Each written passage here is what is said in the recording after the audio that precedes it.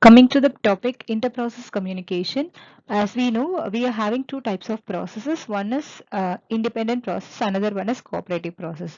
Independent process, in the sense, both the process can do its work independently. That means there is no dependency between the process. Whereas cooperative process means one process, the output of one process will be the input for the next process. That is called cooperative process. So when the process comes as a cooperative process, there we have to enable some synchronization between the process. That is called inter-process communication. How we are enabling the communication between the process, that is called inter-process communication.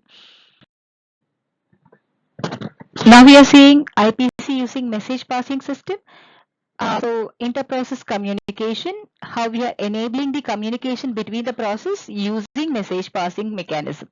So message passing, in the sense, we can send and receive the data, right? So here we can achieve message passing using three different ways. One is naming, then synchronization, then buffering.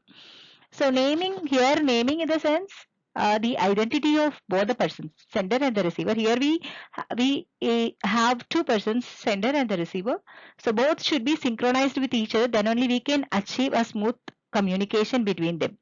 So for storing your messages or the informations, you need buffer for that. So here message passing can be achieved by implementing naming, synchronization and buffering.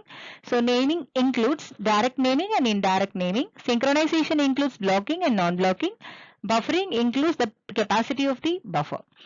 So naming, in a sense, here we have two types of naming, direct naming and indirect naming.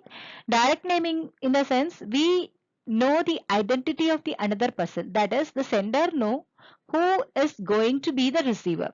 That means send of P comma message will have the identity of this receiver detail. P here, P is going to receive a message from the sender. Whereas Q, receive of Q comma message denotes where the message is coming from. So both the persons, both the parties are very much known about the other party. That is called direct naming. Whereas indirect, in the sense, we don't know about the persons where we are getting the message and where the message is going to be received. Simply we can able to know what the message is. That's it. So we don't know about the identity of the another person. So that is called indirect naming. Then synchronization includes blocking and non-blocking. Blocking, in the sense, we have to wait for the response from the other side. Then only we can send the another data. Whereas non-blocking doesn't bother about the other party. Continuously we can make this, we can implement the sending process, as well as we can implement the receiving process. Then buffering, here buffer denotes the storage capacity of the intermediate temporary storage. Here we have a zero capacity buffer, bounded and unbounded. Zero capacity doesn't hold anything in it. Whenever it receives something, it will send the data to the other party. Whereas bounded, in the sense, we are having some limited capacity for that. Unbounded, in the sense, there is no limit for the particular buffer. So here we have the diagram for message passing system. So here we have the process A and process B. Both will have some message in it. So we can achieve message. We can make the communication. We can enable the communication between the process by passing message between them. So here the message passing mechanism provides the process to communicate and to synchronize their action without sharing the same address space. So here we didn't share any kind of common buffer. That common buffer will be come under the type of IPC using shared memory. So here in a message passing facility, we are doing only two operations, send and receive. The buffer size, that is the message size, can be of two types. One is fixed or variable.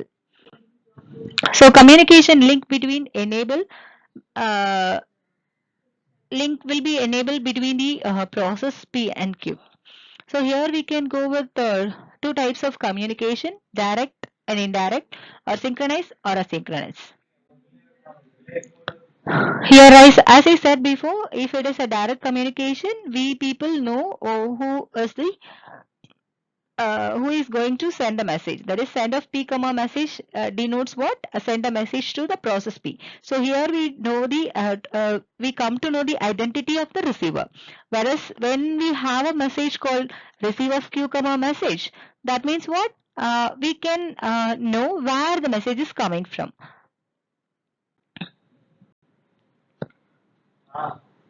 So here this is the another variant of direct communication. Send of P comma message, receive of P comma message, both will be employed asymmetry in addressing. So we can go with one more thing, that is blocking and non-blocking. Blocking in the sense we have to wait until we are getting the response from the other side. Then only we can pass the next data. Whereas non-blocking in the sense without the aware of another party, continuously we are sending the message as well as we are receiving the message. So that is what the difference between blocking and non-blocking. So here we have the description for that: blocking send, non-blocking send, blocking receive, and non-blocking receive.